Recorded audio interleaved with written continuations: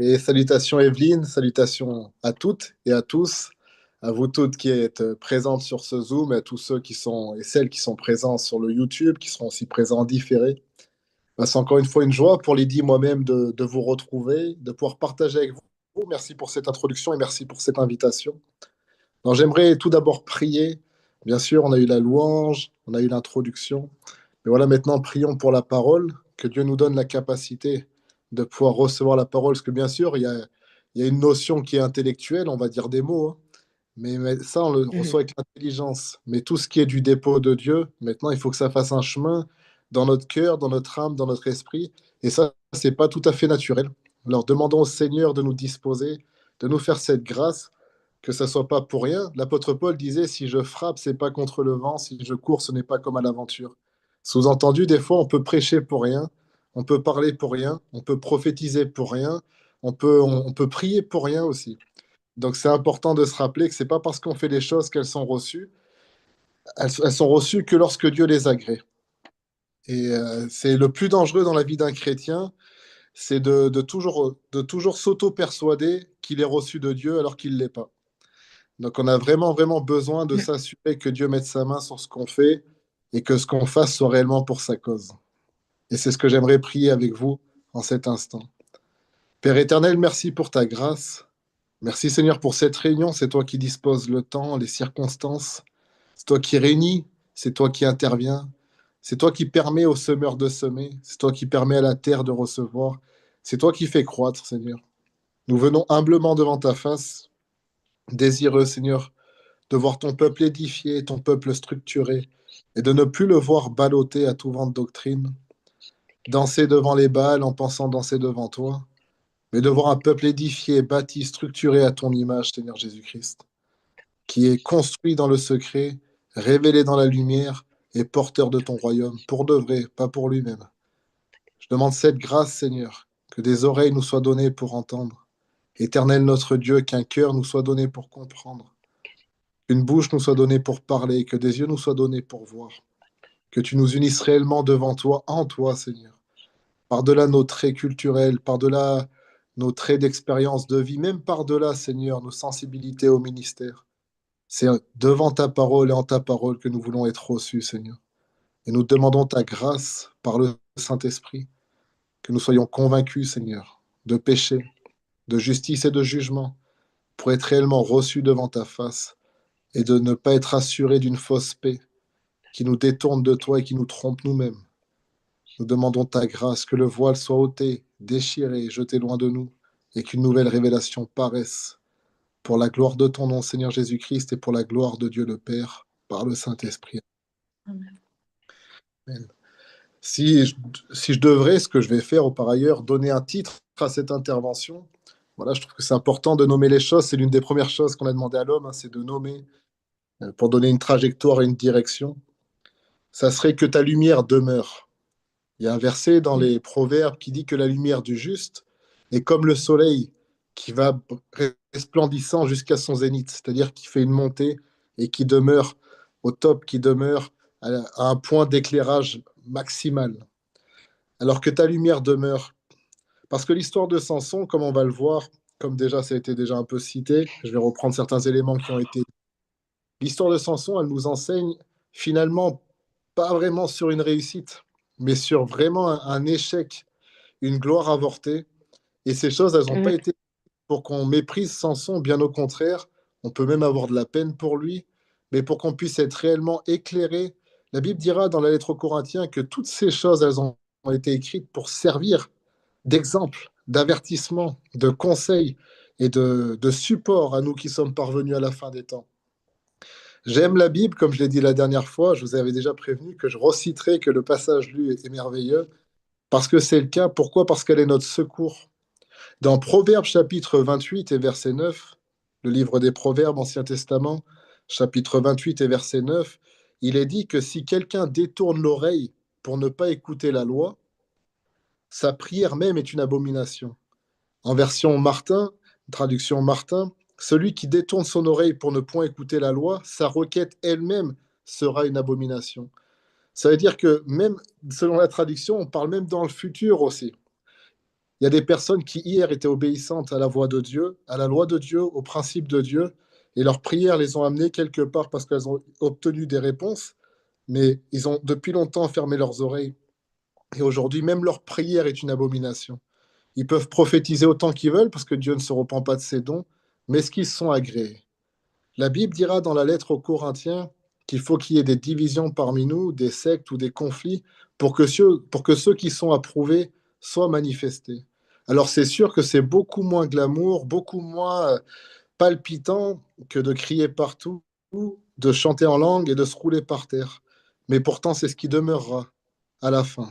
Ceux qui sont approuvés par Dieu. C'est pas ceux qui auront prophétisé ou pas, pas ceux qui auront fait des miracles ou pas, pas ceux qui auront nourri les pauvres ou pas, parce que Mm. c'est une histoire de la puissance, les bonnes actions aussi, hein. C'est quand ici, on a prophétisé en ton nom, on a fait ça, c'est que c'est souvent ce que les êtres humains recherchent, c'est-à-dire le top du top. Jésus dira non, c'est une histoire de ceux qui m'ont connu ou pas, de ceux que j'ai connus ou pas. Et comme disait l'apôtre Jude, lorsqu'il écrit sa courte exhortation d'un chapitre à la fin du Nouveau Testament, il est le frère de Jacques, donc on comprend par là le frère de Jésus-Christ aussi. Et il va dire, voilà, j'avais envie, je désirais vraiment vous écrire sur la grâce qui nous est commune, mais j'ai été poussé à vous écrire pour autre chose. J'ai été poussé à vous écrire pour combattre. Il voulait parler de grâce et de douceur. Il a été obligé de parler de combat parce que la foi était déjà malmenée, parce que la doctrine était malmenée. Il dit, je vous écris pour vous appeler à combattre pour la foi transmise au sein une fois pour toutes. Et aujourd'hui, j'aimerais vous parler d'histoire de Samson, peut-être d'une façon pas toujours commune. Voilà, on aime parler de ses exploits, on aime parler de sa force, et bien sûr qu'on va en parler, on aime parler de Dalila, alors c'est bien, comme ça on va mettre en exergue, voilà, surtout certaines personnes vont utiliser pour parler de la mauvaise influence féminine ou autre. Ok, d'accord, si on veut, je suis pas tout à fait d'accord, mais ok. Mais concrètement, Samson, c'est aussi un exemple d'un potentiel avorté. Le nom Samson veut dire petit soleil, petit soleil. Samson, le nom de son père Manoar, qui a été cité, c'est le repos.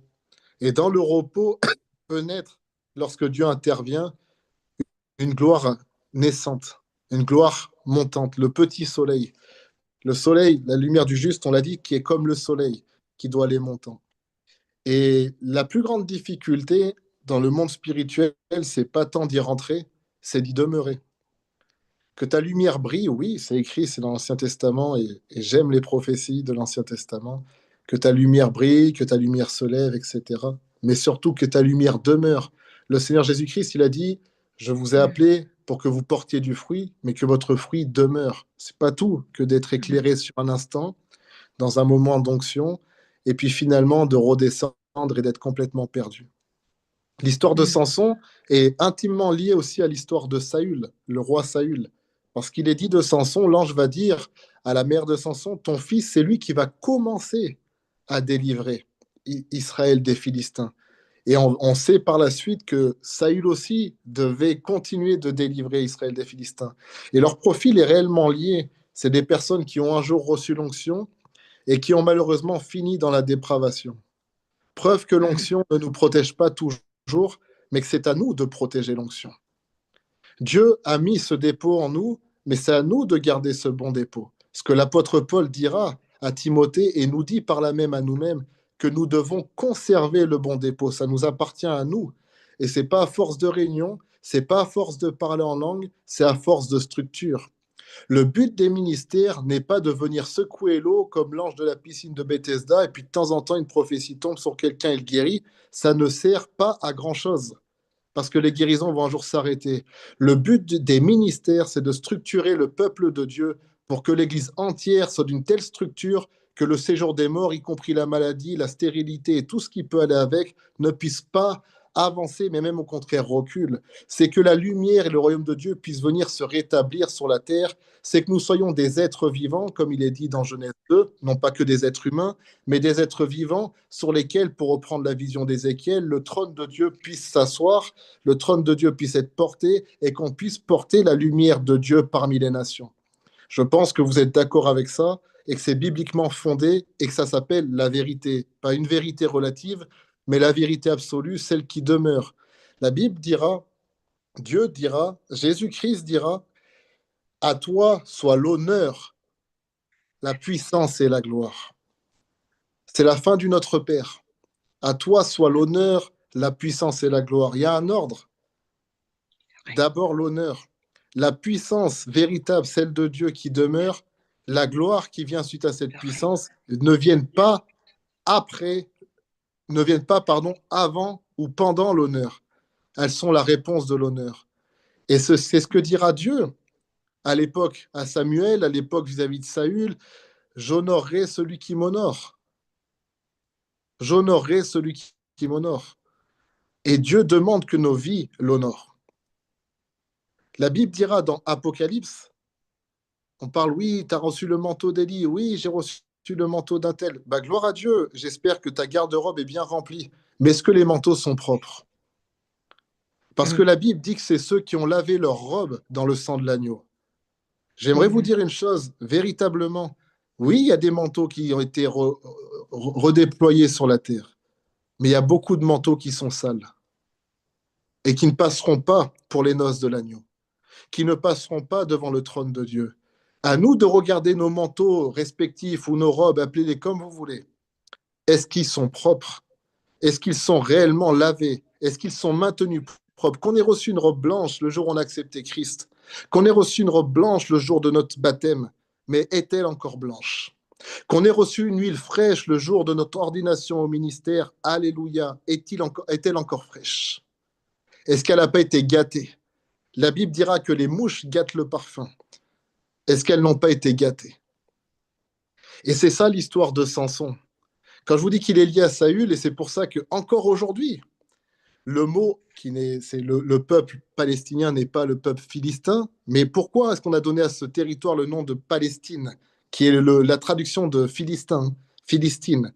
C'est l'époque de l'Empire romain, lorsqu'à l'époque de Vespasien et Titus, donc qui étaient des généraux et empereurs romains, qui ont détruit le temple de Jérusalem en l'an 70, l'exil d'Israël, ils ont donné à la terre d'Israël le nom de Philistine qui est Mhm. resté, Palestine, qui vient des Philistins. C'était une façon, et après ils ont interdit aussi aux Juifs de venir, ils ont changé le nom de Jérusalem, etc.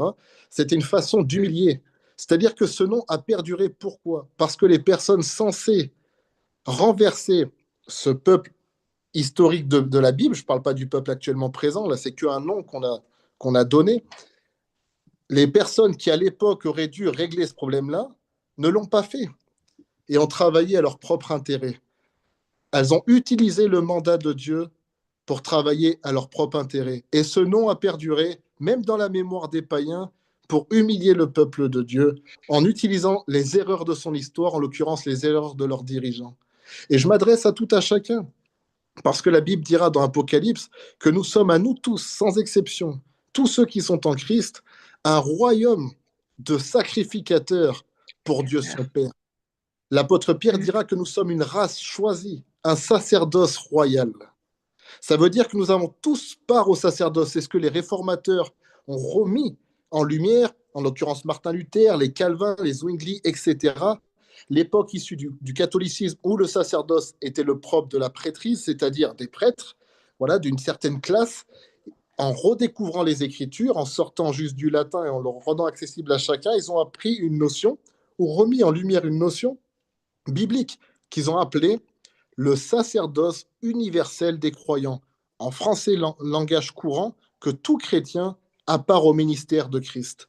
Maintenant, dans ce ministère commun qui est celui de l'Église, Dieu, Jésus-Christ lui-même, a pris des personnes à part et il a donné à ces personnes des ministères spécifiques, en l'occurrence les 5 ministères, apôtres, prophètes, évangélistes, pasteurs et docteurs, ou 5 ou 4 selon la façon dont vous les lisez, si on lit le pasteur et le docteur ensemble.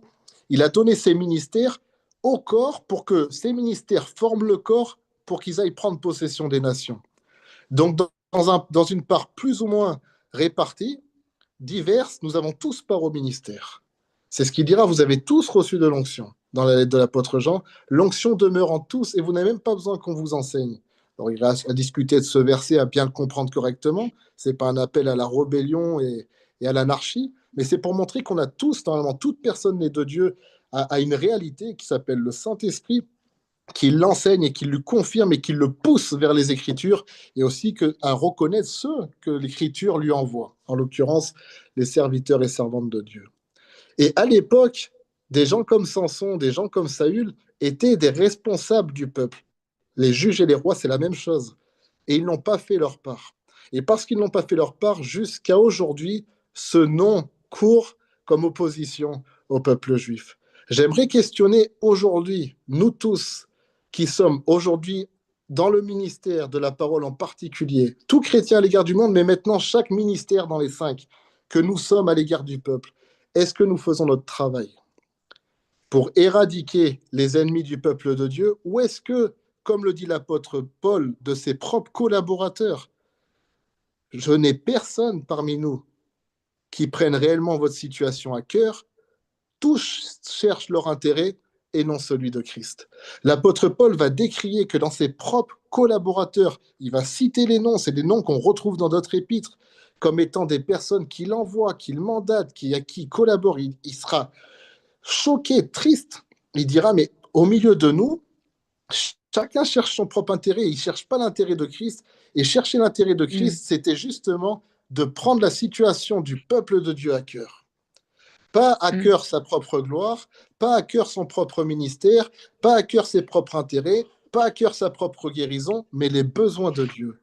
Dans Ésaïe chapitre 6, il n'est pas dit qui est-ce que je pourrais guérir. Dans Ésaïe chapitre 6, il n'est pas dit à qui je pourrais partager ma gloire. Dans Ésaïe chapitre 6, il est dit qui marchera pour nous, qui parlera pour nous, littéralement qui mourra pour nous. C'était ça l'appel au ministère. C'était se donner. Et le message n'était pas va dire à ce peuple que je le bénis, va dire à ce peuple qu'il a des choses à régler avec moi. Il y aurait beaucoup de choses à revoir sur les 10 ministères actuels, sur le message qu'on porte actuellement et qu'on appelle l'évangile. Beaucoup de choses à dire sur ce qu'on appelle les prophéties aujourd'hui. Il y a beaucoup plus de prophètes de Baal qui dansent devant l'autel et qui font lever de la poussière et de temps en temps il y a un miracle, que de véritables serviteurs de Dieu qui, loin de vouloir faire descendre le feu, veulent ramener le cœur de Dieu, le cœur du peuple à l'éternel. On devrait retrouver cette dimension. Et l'histoire de Samson nous parle de ça. Samson est mandaté pour délivrer le peuple, pour être au service du peuple, pour diriger le peuple, pour soulager le peuple. Et toute la vie de Samson, on va le voir, a été dirigée pour lui-même. Il va prendre la puissance de l'appel qui va venir sur lui, c'est pas le problème. Dieu va déverser sur lui. Mais il va utiliser ça pour lui-même. Et le problème de Samson ne s'est pas trouvé dans la dimension d'onction. Le problème de Samson ne s'est pas trouvé dans le fait de discerner son appel. Le problème de Samson s'est trouvé dans son caractère, dans sa structure personnelle, dans sa morale, dans son éthique, dans ce qui constitue un vrai ministère. Vous savez, le Seigneur Jésus-Christ, qui est la parole de Dieu incarnée, qui est Dieu fait chair, donc c'est pas, je suis désolé, mais c'est pas un petit serviteur, et je fais exprès de le dire comme ça. On parle de celui qui est le grand tout, le seul en qui habite toute la plénitude de Dieu. On est d'accord que celui qui n'est pas d'accord avec ça prenne le temps de prier, de demander pardon et d'accepter Jésus-Christ dans sa vie. Amen. Je mets un peu d'humour. Le même Seigneur Jésus-Christ dont nous parlons tout de suite. 30 ans, 30 ans, 30 ans de vie, 30 ans d'école biblique, 30 ans de préparation, aucun miracle, aucune puissance, rien de déversé, au point où c'est tellement dérangeant pour les mystiques d'aujourd'hui qu'on a écrit les apocryphes pour faire croire qu'à 7 ans il a fait ça, puis qu'il a fait ci, Voilà, on a été obligé de falsifier des écritures parce que c'est dérangeant de se dire, mais non, mais si. Alors maintenant, il y a aussi les deux natures. Donc Jésus, c'est un homme, mais Christ, c'est le Fils de Dieu. Ça, c'est des problèmes vieux comme les premiers conciles, mais vu que les gens n'étudient pas l'histoire, eh ben, ils sont encore à voir 2000 ans après. Mais maintenant, pour nous qui sommes instruits, Jésus-Christ, 30 ans, il ne s'est pas rien passé. Hein. Il est dit au début de l'évangile de Luc, il croissait en structure, Oui, en sagesse, en maturité. en maturité. Merci Marie-Jeanne. Il croissait dans son éthique. Il croissait dans justement tout le réceptacle qui allait recevoir cette onction 30 ans après et qui allait pouvoir surtout conserver son onction. Jean-Baptiste va dire une chose de Jésus. Inquiète-toi pas, Evelyne, je vais en arriver à Samson. il va dire quelque chose sur le Pas de Christ. trouble, tu m'inspires, je suis en train d'écrire. Ah, il va dire quelque chose sur le Christ. Il va dire celui qui est le Christ, le Machiar, le Messie, le Oint, chose que nous sommes censés être aussi. Chrétien, c'est semblable à Christ. Hein. C'est pas juste petit Christ, non, non, c'est devenir semblable à Christ. C'est pour ça qu'on est en cours de christianisation permanente. Il va dire celui sur qui tu verras l'Esprit descendre, c'est lui qui sera le Christ. Non. Celui sur qui tu verras l'Esprit descendre et demeurer. Parce que l'Esprit descendait sur des gens, c'est pas le problème. Mais il trouvait nulle part où demeurer. Il dira, lui sur qui tu verras l'Esprit descendre et demeurer, c'est lui qui est le Christ. Un chrétien, c'est pas que quelqu'un, ou même encore moins un ministre de l'Évangile. Moi, il y a des personnes, ils me font rire, moi, je suis prophète, ben va prophétiser dehors. Garde tes prophéties. Pour toi, tu pourrais voir toute ma vie, je m'en moque éperdument. L'Esprit descend sur toi, mais il demeure pas. Je connais des marabouts plus puissants que toi. Ça m'intéresse pas, ils n'iront pas au paradis. Samson, il a reçu l'esprit, mais il a méprisé le réceptacle, il a méprisé ce qu'il avait reçu de l'esprit, et il l'a perdu. Pour preuve, c'est qu'à la fin, quand il dit permets-moi de me venger, Dieu permet de le faire parce que Dieu veut délivrer son peuple. Mais c'est même plus une histoire d'alliance avec Samson. Samson, c'est l'image d'Ésaü au niveau du ministère. Il a méprisé son droit d'aînesse. Pourquoi Jacob a pu prendre? Parce que Jacob n'a pas pu prendre de lui-même. Hein. Ce qui lui a donné le droit de prendre. On ne peut pas voler. Vous savez, il y a toutes ces histoires, se faire voler son étoile, tout ça, c'est du pipeau. On ne peut pas te voler ce que Dieu t'a donné. On peut te le voler que si toi, tu l'as déjà méprisé.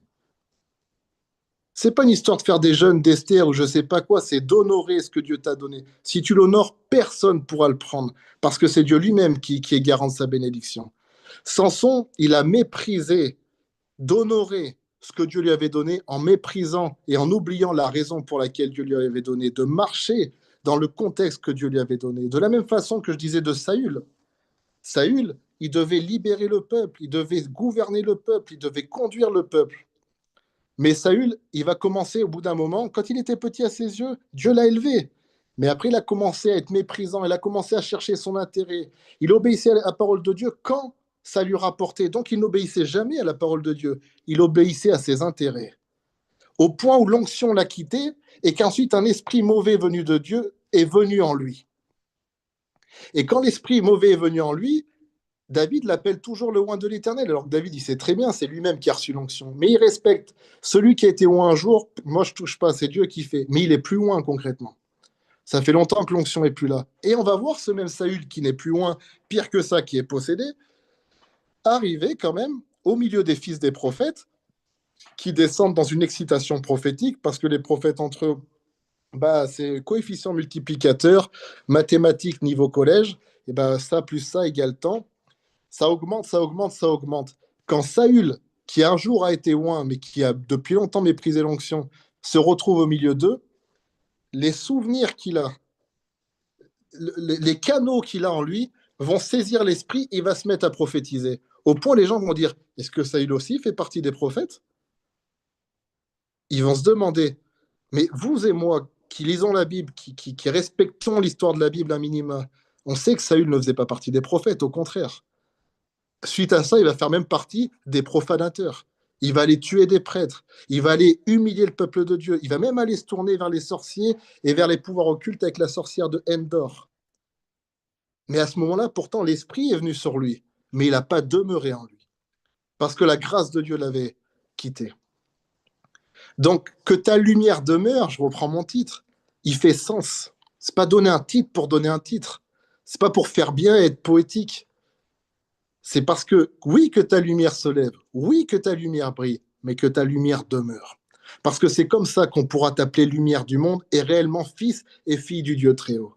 Oui, véritablement serviteur de Dieu. Comme il est dit du roi David, lorsqu'à un moment il tombe au combat, en l'occurrence devant les Philistins aussi, les vaillants autour, il dit, ouh là là là là, faut pas que tu meurs, tu vas rester au calme. Mais pourquoi? Tu n'éteindras pas la lumière de Dieu. Tu n'éteindras pas la lumière d'Israël. Un serviteur de Dieu dans sa position véritable, il est une lumière pour le peuple. Mais s'il demeure dans sa position. Et j'en reviens encore à Samson. On va voir dans l'histoire de Samson quelque chose d'étonnant, et je vais vraiment me confesser parce qu'il ne serait pas bon de paraître plus intelligent qu'on l'est. Je ne suis pas plus intelligent que je suis. C'est quelque chose que j'ai découvert que ce matin, en relisant, en prenant le temps.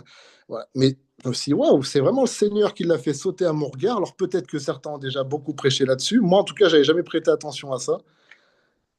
Le verbe qui revient, l'un des verbes qui revient le plus concernant Samson, et peut-être même le plus, tout court. Vous savez, c'est quel verbe? Descendre. Toute l'histoire de Samson, vous lirez le premier chapitre de l'histoire de Samson, c'est chapitre 13 des Juges. L'avantage, c'est court, c'est 3 chapitres de 13 à 16 du livre des Juges, Ancien Testament, après Josué. Il commence, il y a beaucoup la notion de montée. On va voir l'ange de l'Éternel, par exemple, au verset, donc chapitre 13, verset 19 et verset 20. Manoah prit le chevreau et l'offrande, fit un sacrifice à l'Éternel sur le rocher. Il s'opéra un prodige. Là, on n'est même plus dans le cadre des miracles, c'est un prodige. Pendant que Manoah et sa femme regardaient, comme la flamme montait de dessus, encore montait au-dessus de l'autel vers le ciel. C'est vraiment psaume des montées. Quelque chose qui est vraiment, c'est que Dieu veut nous interpeller. Là, il y a une dimension d'ascension, de gloire, d'élévation. Elle monte au-dessus de l'autel vers le ciel. Bon, bah si, hein, en termes de redondance, on est pas mal. Moi qui aime écrire, la syntaxe, elle est vraiment redondante. L'ange de l'Éternel monta dans la flamme de l'autel. À cette vue, Manoah et sa femme tombèrent la face contre terre. Il y a une notion d'une telle élévation qui pousse à l'adoration. Et c'est l'une des dernières fois qu'on va parler de montée dans un sens positif dans le livre. Et par la suite, on va voir, donc après, fin du chapitre 13, naissance de Samson, et commence véritablement son histoire d'homme au chapitre 14. Ça commence sur ça. Samson descendit à Timna. Et vous verrez que dans l'histoire de Samson, il n'est qu'une histoire de descente, à part ce qui est mis sur la photo de l'affiche, lorsqu'il va monter sur la montagne en face d'Hébron. C'est la seule fois où il va avoir une notion de montée, mais rapidement, le verset d'après, on dit qu'il part dans la vallée pour rencontrer Dalila. Et la vallée, excusez-moi, c'est pas quelque chose qui est en montée. Il y a toujours une notion, il n'arrive pas à demeurer dans les hauteurs. Dieu lui accorde une grâce, il doit être libérateur, juge, c'est-à-dire il doit siéger à une certaine dimension. Comme Déborah qui siégeait sous le palmier, les palmiers qui étaient en hauteur. C'était un endroit, là, moi je suis souvent allé en Israël, les lieux où les juges étaient, c'était toujours des endroits en hauteur. C'était le principe même de garder des villes. On le retrouve, je ne sais pas comment c'est au Canada, mais nous en France, on a beaucoup de châteaux fortifiés. Le principe, c'est d'être quand même dans une zone de vue, en fait, pour pouvoir voir l'ennemi arriver. Donc c'est toujours en hauteur. Déborah, petit aparté, Déborah qui veut dire abeille, vous le savez, Samson, l'endroit d'où il vient, ça veut dire frelon. Vous savez, l'abeille, elle est utile. L'abeille, on le sait aujourd'hui, alors merci aux scientifiques parce qu'ils nous aident à mieux comprendre la Bible. On sait que les abeilles sont ultra importantes pour l'écosystème. Par exemple, aujourd'hui, à force qu'il y en ait de moins en moins, ça paraît assez fou, hein. C'est comme le petit orteil qu'on a l'impression qui sert à rien. Si on l'enlève, on perd l'équilibre dans notre corps. Moi, je trouve toujours surprenant comment Dieu honore les petits membres, etc. Bah, les abeilles sont un des éléments extrêmement essentiels pour la survie de l'humanité. Et ben, les frelons, on sait c'est quoi le problème, hein, c'est tout l'inverse, hein. Ils viennent dans les ruches, ils détruisent les ruches, ils ressemblent, ils paraissent plus gros. Waouh, c'est l'homme fort, ils sont puissants. Ouais, ils sont tellement puissants qu'ils dévorent tout, ils tuent tout, et ils sont un réel problème. Et je pense que c'est pas anodin. Les noms dans la Bible, ils servent pas à rien. C'est pas juste pour nous faire de la géographie. En plus, Dieu savait, Dieu qui sait tout, qu'au fil des années, on aura perdu la majorité des localités, on sait même plus où elles sont. Donc, on peut même pas faire du tourisme biblique pour aller les voir. Mais les noms demeurent, pourquoi? Parce qu'ils ont un sens. On doit en comprendre le sens pour nous et l'appliquer aujourd'hui. Déborah qui siège en hauteur, qui veut dire abeille, et un tel qui vient d'un endroit qui veut dire frelon et qui ne fait que descendre et détruire. Donc être juge n'est pas suffisant. J'aimerais défier aujourd'hui amicalement, fraternellement, mais avec le sérieux qui convient à l'évangile, tous ceux qui se disent, et qui le sont peut-être, ministres de l'évangile. Avant de revêtir des titres, assurez-vous que votre robe soit propre. Et commencez pas à me dire, oui, non, mais t'inquiète pas, j'ai prié ce matin, j'ai appelé le sang de Jésus. Montre par tes actions, démontre par ta vie. Déjà, dès Jean-Baptiste, on disait ça. Et il ne vous suffit pas de dire que nous sommes descendants d'Abraham. Dieu peut faire de ces pierres des descendants d'Abraham. Démontrez par vos actions des fruits dignes de la repentance. Démontrez par vos comportements éthiques des fruits dignes d'un ministre de l'Évangile. Pas, oui, mais attends, je vais te prouver, je vais faire des miracles. Ça marche pas. Ça marche pour les ignorants. Ça marche pas pour ceux qui étudient. Les miracles sont pas suffisants pour valider un appel, pour authentifier un appel. Les précisions des prophéties ne suffisent pas. Le caractère, la structure, la longanimité, la patience. Quand Paul défend son ministère, il va parler à un moment donné des miracles et des visions, et d'une façon assez détournée. Nous, on sait qu'il parle de lui. Par contre, quand il parle de lui, il va être fier de parler de ses faiblesses, fier de parler de sa persévérance dans l'épreuve, fier de parler de comment il a été structuré malgré toute opposition. C'est ça qui fait de lui un apôtre. C'est ça qui fait de lui une référence. Et Samson, on verra dans son histoire qu'il y a toujours cette notion, il descend toujours pour une seule raison, pour lui-même. Au chapitre 14, donc Samson descendit à Timna, là-bas il va voir une fille parmi les filles des Philistins. Il va aller voir ses parents et il va dire au verset 3, et à la fin du verset 3, son père il va lui dire, mais quand même, tu peux prendre une autre femme. Et nous, on va retenir que oui, c'est marqué au verset 5 après que c'est l'Éternel qui le poussait. Oui, parce que Dieu, il utilise tout. Dieu, Dieu, il a parlé par un âne. Faut se mettre en perspective. Est-ce que c'est pour autant qu'on a envie d'être un âne? Moi, mon grand-père, il m'appelait Bougre d'âne quand j'étais petit. C'est mon surnom parce que je devais être compliqué, je sais pas. Puis il aimait bien me taquiner, c'est de l'amour. Mais Dieu merci, je suis pas un âne. Je suis un être humain de sexe masculin. Je m'exprime. C'est pas parce qu'un jour un âne a parlé de la part de Dieu que je regarde tous les ânes. S'il te plaît, prophétise sur ma vie. Ben, il y a des personnes qui prophétisent et qui ont un élan. Et écoutez bien, vous voulez qu'on soit honnête? Et je me lâche aujourd'hui, hein. Déjà, je suis content de voir Martial. Salut. Il y a, il y a des personnes, elles sont là, elles disent, voilà, j'ai vu un ange, une petite lumière apparaître, et je les crois, hein. Je sais que c'est vrai, et calmez-vous, ça m'arrive aussi. J'ai vu le Seigneur, moi aussi. Mais c'est pas ce qui authentifie mon appel. Et ben, vous savez ce qu'a vu l'âne de Balaam à plusieurs reprises sans mourir? L'ange de l'Éternel. C'est pas juste un ange, c'est pas juste un chérubin, c'est déjà pas mal, hein. Je sais pas si ça vous est déjà arrivé de voir certains. Moi, il y a des anges, je les ai vus, je me suis évanoui. Je fais 110 kilos passés, je suis un homme, je me suis évanoui littéralement. Mais l'ange de l'Éternel, c'est encore notre domaine, hein. Quand les personnes les plus saintes d'Israël voient l'ange de l'Éternel, ils ont peur de mourir. Et là, ils voient l'ange de l'Éternel avec l'épée déployée. C'est-à-dire que c'est comme les anges qui étaient devant le jardin d'Éden pour garder l'arbre de vie, la chose la plus précieuse qui soit, hein, au point où Dieu a vraiment voulu le protéger quand même, et on sent qu'il y a un certain stress quand même à ce niveau-là, même dans le ciel, il faut vite protéger l'arbre de vie. Le même ange qui a l'épée déployée, qui va tuer toute une armée de Syriens à l'époque des lépreux et d'Élysée, et ben l'âne, qui n'est pas l'animal le plus pur qui soit, hein, l'animal, excusez-moi, le plus pur qui soit, va voir l'ange de l'Éternel à plusieurs reprises, il va pas mourir, il va même s'opposer, il va être là, et même Dieu va lui donner la parole, il va vivre un prodige, là, c'est même pas le parler en langue, là. Là, carrément, il arrive à avoir un langage humain, tout, mais vous vous rendez compte, il reprend un prophète comme Balaam, la totale, hein. Et ben vous savez ce qui se passerait en 2025 si cet âne viendrait? Les gens, ils paieraient des milliers d'euros pour assister à ces conférences. Ils diraient, Prophesy, man of God, prophesy, man of God, yeah, prophesy. Et ils seraient là, Shididi, Shadada, Gili Gili, j'ai touché l'âne. Voilà à quoi on en est réduit aujourd'hui. Mais ça ne suffit pas. Personne dans la Bible a recherché si seulement je pouvais avoir une petite boîte avec les poils de l'âne, alors je serais guéri. Non, ils savaient que l'âne était un âne, et gloire à Dieu parce qu'il utilise ce qu'il veut. C'était ça. Mais ils en attendaient plus d'un référent et d'un leader. Ils n'ont pas élevé l'âne au rang de prophète. Excusez-nous, on doit juste brancher le téléphone. Ils n'ont pas réduit l'âne au rang de prophète. ni l'âne au rang de roi sous prétexte qu'il a prophétisé. Donc redevenons sérieux, s'il vous plaît, quant au ministère.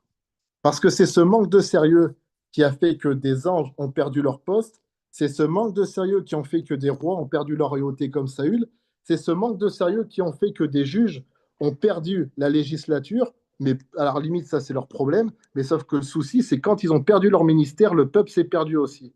Le peuple qu'ils étaient censés bénir. Alors attendez, on va trouver une solution. C'est Lydie qui fait l'équilibriste. Ok.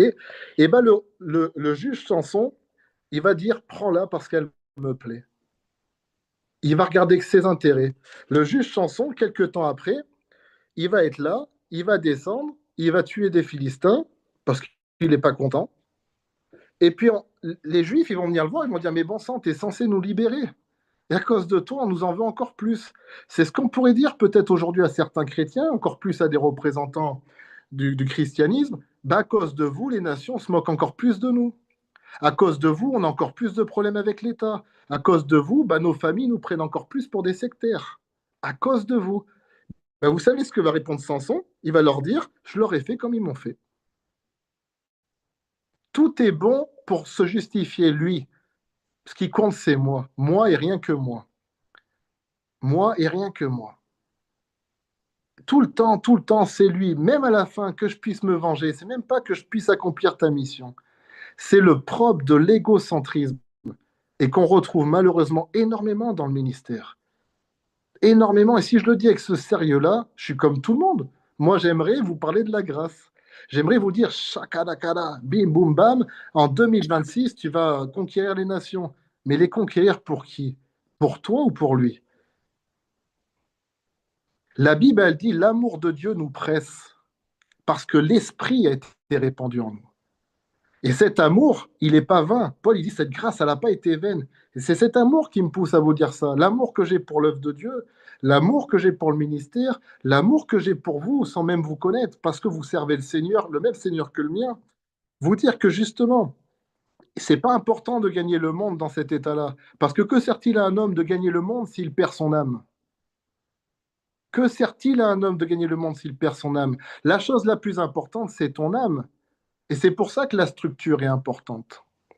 Ce qui fait que Samson a pu perdre son onction, c'est pas tant le fait de Dalila. Dalila, c'était une conséquence logique. C'est le fait de son mépris envers son propre appel. Le fait de son mépris envers la sanctification qui était liée à son appel. On voit par exemple que Samson, il est nazir. Un nazir, selon la loi de l'Ancien Testament. C'est pour ça qu'il coupe pas ses cheveux, comme Samuel et autres. Les nazirs, ils ne devaient pas s'approcher d'un cadavre. Samson, il joue avec son appel, il reste toujours à la limite. Qu'est-ce qu'il fait au tout début, avant même son mariage? Il va voir un lion qu'il a tué. Il s'approche du cadavre. Alors, il ne va pas le toucher. Il va dire, mais je ne l'ai pas touché moi-même, j'ai pris avec un bâton. Et il va prendre ce qu'il y a dedans. Mais ça a touché le cadavre. Ce miel, il a touché le cadavre, il est impur. Il va le manger. Et il va en donner à ses parents, sans leur dire d'où ça vient. Pourquoi il ne leur dit pas? Parce qu'il ne l'aurait jamais mangé sinon.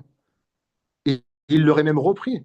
Honore ton père et ta mère. Premier commandement suivi d'une promesse, afin que tes jours soient longs et heureux. Sous-entendu que tu demeures dans la terre que Dieu te donnera, dans la dimension que Dieu te donnera. Il ne pouvait pas demeurer.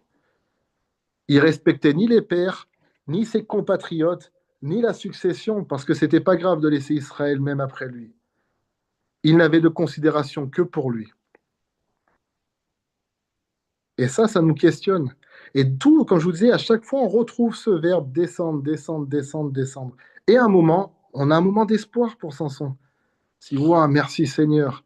Et à cette étape, des portes de la ville. Waouh, merci Seigneur. Il descend à Gaza. Hein, même encore aujourd'hui, Gaza est malheureusement un sujet de conflit. Gaza, dont le mot veut dire puissant, féroce. C'est pas puissant dans le sens, en hébreu, le bon mot pour dire puissant, c'est gibor, c'est-à-dire puissant, fort.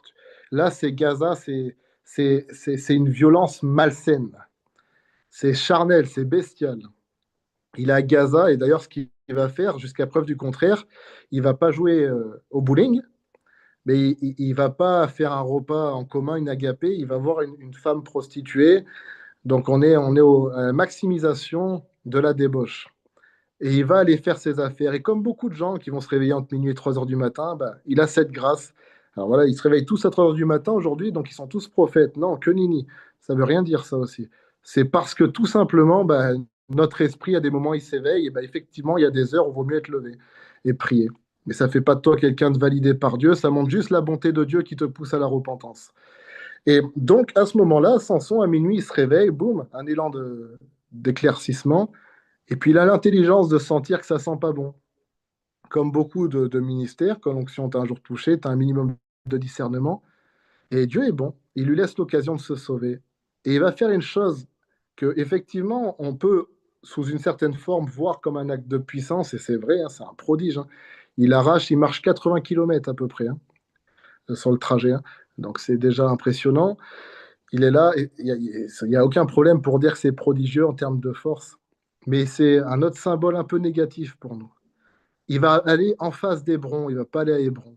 Hébron veut dire fraternité.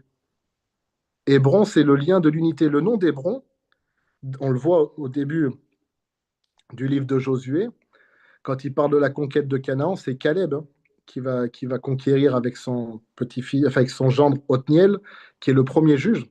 C'est le premier juge qui va aller conquérir Hébron, qui s'appelait à l'époque Kiryat Arba. Je précise là aujourd'hui, on enseigne, hein, parce qu'on avait vu ça avec Evelyne. Le but, c'est d'enseigner, d'apporter quelque chose qui puisse être revu et utile. Donc je prends le temps dans ce sens et je vous encourage à noter, à réécouter. Le nom d'Hébron, le premier nom, c'était Kiryat Arba. Ça veut dire la ville des quatre. Et pourtant, quand Caleb va aller conquérir cette ville, il tombait des géants, des hommes forts. Il va l'appeler Hébron, qui veut dire fraternité, c'est-à-dire de la ville des quatre, donc de la division quelque part. Il va l'unifier. C'est tout un travail d'unifier des choses qui jusque-là étaient divisées.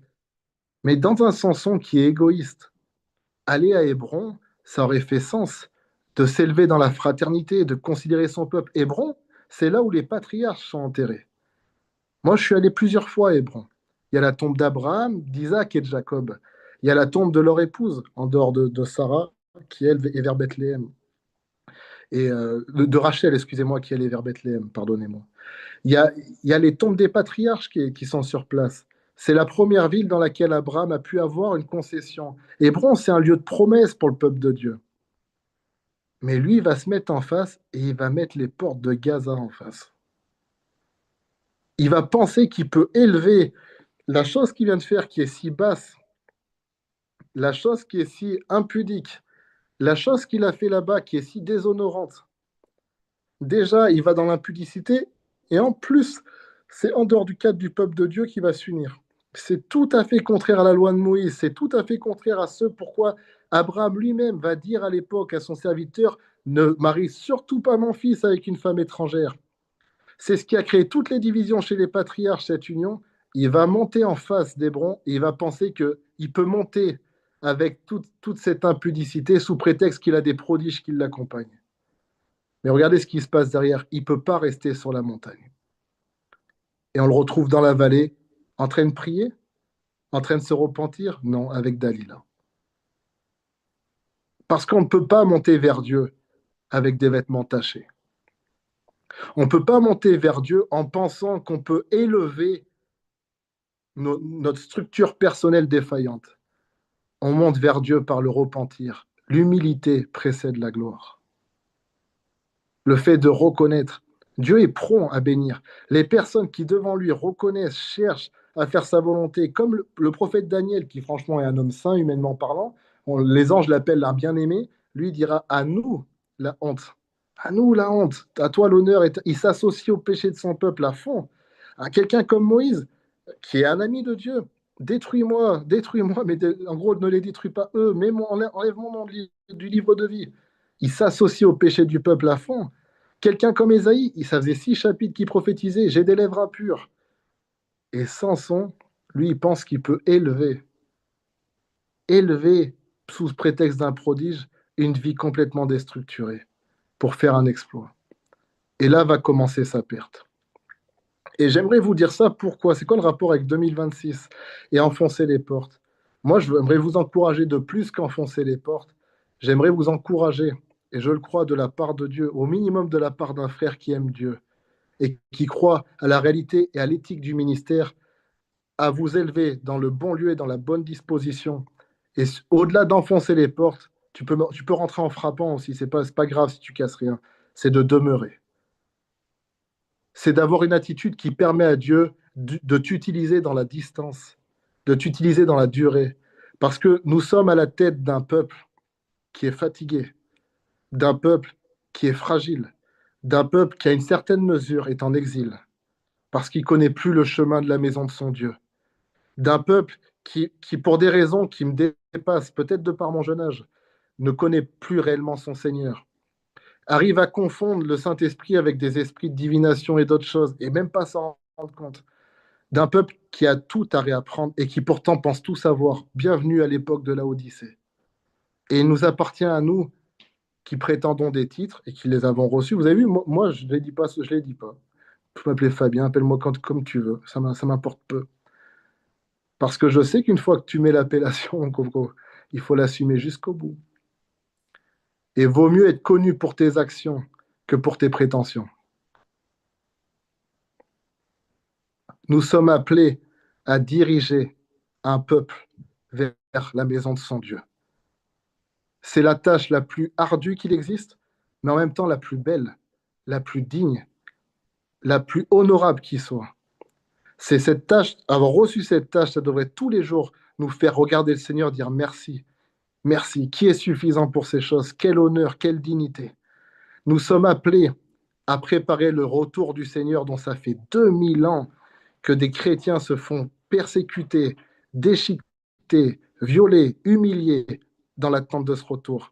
Nous sommes appelés à donner à un peuple des sacrements comme la Sainte Seine ou autres que des millénaires, des siècles de pères de l'Église ont souffert, ont dû combattre pour maintenir une doctrine à peu près saine. Nous sommes appelés à enseigner des doctrines que les apôtres ont donné leur vie pour que ces livres nous parviennent, que des Luther et autres ont été jetés au bûcher, excommuniés pour traduire ces Bibles que nous lisons si peu. Nous sommes à la fin de l'histoire, peut-être dans la meilleure des positions, c'est superbe, mais soyons dignes de cette histoire. À toi l'honneur avant la puissance et avant la gloire. Rendons-lui l'honneur et il nous donnera la puissance avec la gloire. Et c'est ce que Samson n'a pas fait. Moi, je respecte Samson. J'expliquais tout à l'heure à Evelyne. J'ai fut un temps, j'avais même des longues dreadlocks que j'avais reçues. J'avais vu une vision, je les ai fait. J'ai rasé après mes cheveux au bout de 7 ans. J'ai fait une sorte de vœu, mais version moderne. Je l'ai fait. Donc je sais qu'il y a des belles choses dans l'histoire de Samson. J'ai vécu des actes prophétiques magnifiques, pas toujours compris de mon entourage. Vous savez quoi? Pas toujours compris de moi-même non plus. Des fois, c'est des années après que je comprends le sens de ce que Dieu m'a demandé de faire. Et je n'ai pas de mépris pour Samson en tant que tel. Et ma volonté dans ce message qui parle de son mauvais trait de caractère qui l'a amené à se perdre, vous savez, c'est quoi le fond de ma pensée? C'est de le réhabiliter. Parce que si on utilise son erreur pour notre propre réussite, alors quelque part, son erreur fait partie de notre réussite. Et devant Dieu, on pourra dire, t'as vu Seigneur, c'est aussi grâce à son erreur qui a été notée que j'ai pu réussir. Sinon, j'aurais fait la même chose. Alors, si on a une part de rétribution dans cette réussite, s'il te plaît, octroie-lui aussi une part. Parce que c'est tous ensemble, au nom de tous, que nous sommes devant toi. Comme ton peuple, comme la race de tes serviteurs. Pas juste comme ton serviteur, mais comme la race de tes serviteurs. Et j'aimerais encourager, et je vais arrêter là, tout ministre, quel qu'il soit, reconnu, pas reconnu, tout chrétien, quel qu'il soit, apprécié, non apprécié, à être digne de l'appel qui nous est adressé. Et c'est pas parce que je l'enseigne avec ce ton sérieux, j'y mets tout mon cœur, toute ma force, tout ce que je suis, que ça veut dire que j'y arrive tout le temps, que je suis exempté de réécouter ce message pour l'appliquer. Non, bien au contraire. Bien au contraire. Après avoir prêché à plusieurs, il faut d'autant plus redoubler de vigilance pour soi. Mais c'est là qu'on voit un vrai serviteur de Dieu ou un faux serviteur de Dieu. Les serviteurs de Dieu, ils édifient le peuple, ils ne l'amusent pas. Les gens regardaient Samson, wow, c'est super, c'était le cinéma gratuit de l'époque, il faisait des exploits. C'était pas ça le but des juges. Le but des juges, c'était de libérer le peuple, d'enseigner le peuple, de structurer le peuple pour que le peuple ne soit plus jamais captif. Et beaucoup ont loupé, c'est pour ça que Samuel, premier de la lignée des prophètes, je me comprends parce qu'Abraham aussi était prophète avant, mais c'est là que commence l'ère des prophètes et plus des juges. Il est le premier des prophètes, le dernier des juges. Il se présente comme tel, et il l'est. Et c'est pour ça qu'il va créer des écoles. Il va essayer de former des gens. Les écoles des prophètes, c'est pas pour rendre des gens plus intelligents que d'autres, c'est pour s'assurer qu'il y ait une continuité pour le peuple de Dieu.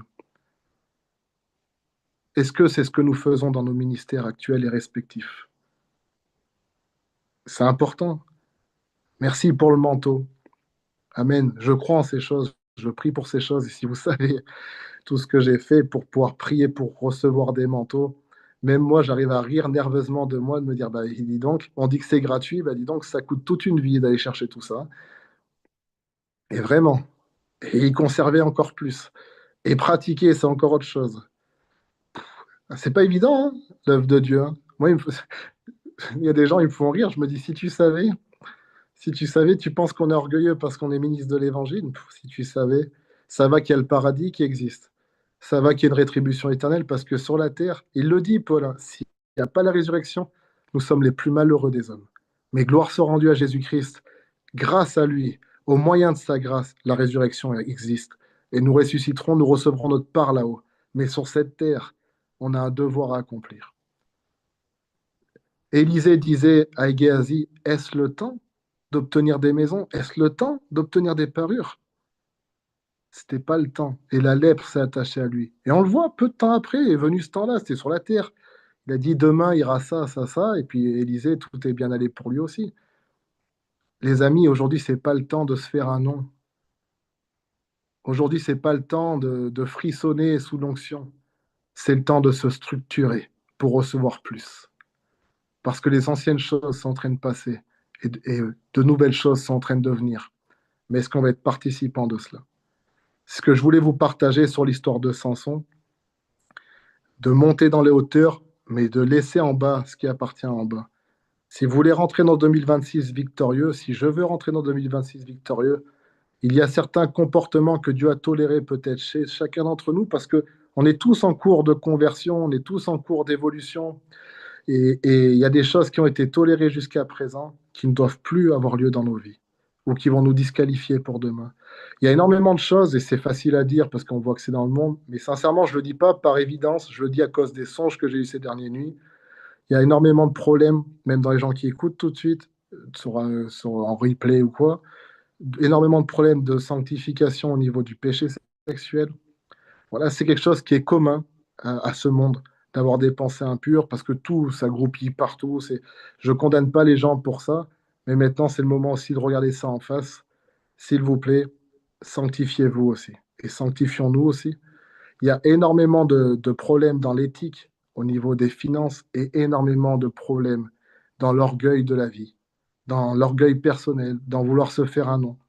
Dieu a toléré ça. Franchement, c'est incroyable. Et là, j'ose le mot incroyable que le Dieu saint ait toléré ça. Mais redescendons vite parce que revient celui à qui appartient le règne, la puissance et la gloire. Et lui, par contre, il va nous rappeler que lui, il est venu avec humilité, mais que là, il revient pour régner. Et qu'il ne partage pas sa gloire avec n'importe qui, encore moins avec les idoles. Et quand beaucoup de personnes se sont élevées dans leur ministère comme des idoles, quand celui à qui appartient la gloire va revenir, je ne parle pas du fait que les gens, ils vous élèvent vous-même, parce qu'il y a des gens qui sont tordus. Tu as beau leur dire que tu es humain, ils t'idolâtrent. Mais ça, après, au bout d'un moment, c'est leur problème à eux, c'est triste, mais ça leur appartient. Mais moi, je te parle de ceux qui se présentent comme étant Dieu, suppléants de Jésus-Christ. Non, il n'y a qu'un seul Christ, qu'un seul Maître, qu'un seul Père, qu'un seul Seigneur et qu'un seul Esprit. Et nous sommes serviteurs de ce Dieu-là, messagers pour ce Dieu-là. C'est un grand honneur qui nous est donné. Contentons-nous de notre solde. Voilà. Soyez bénis, j'espère que ça vous aura édifié, que ça vous sera utile. Et c'est comme ça que ce qui va être déversé dans peu de temps, je le crois, pourra nous remplir, nous bénir plutôt que nous détruire, et surtout être conservé et faire de nous des bénédictions pour d'autres, dans nos ministères respectifs, pour la gloire de Dieu et de son peuple aussi. Parce que c'est ce peuple qui veut glorifier. Ces petits que certains regardent comme des sources d'alimentation, c'est justement cela que Dieu veut alimenter, que Dieu aime, que Dieu veut bénir, que Dieu s'est choisi, à qui il veut révéler ses secrets, et qui nous a demandé de les garder, de les protéger par la saine doctrine, par l'enseignement, et bien sûr aussi par l'esprit et la manifestation de l'esprit, dans le cadre de ce qui est établi et reconnu pour vrai depuis 2000 ans. Ce n'est pas une génération qui peut se permettre de tout renverser.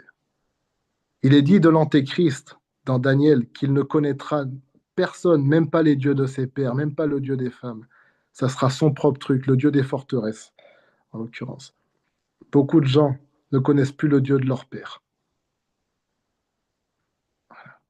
Ce que les pères nous ont légué, il y a une raison à ça. Jude l'a dit, hein, à combattre pour la foi transmise au sein, une fois pour toutes. Si vous combattez pour cette doctrine sainement avec l'esprit, hein, je ne parle pas de nous de faire des inquisiteurs, hein, mais sainement, si vous vous structurez, si vous élevez le Christ dans votre vie correctement, vous verrez combien il attirera les hommes à lui en les attirant à vous, parce qu'il sait qu'en venant à vous, vous allez les amener à lui. Et là, on pourra dire oui, qu'on est comme Paul. Mais en dehors de ça, il vaut mieux s'abstenir de parler. Que le Seigneur vous bénisse, vous multiplie et nous fasse grâce d'être à la hauteur du ministère qu'il nous a confié. Amen. Soyez bénis. Amen. On applaudit le Amen, Seigneur pour amen, ce amen, amen. message. Amen.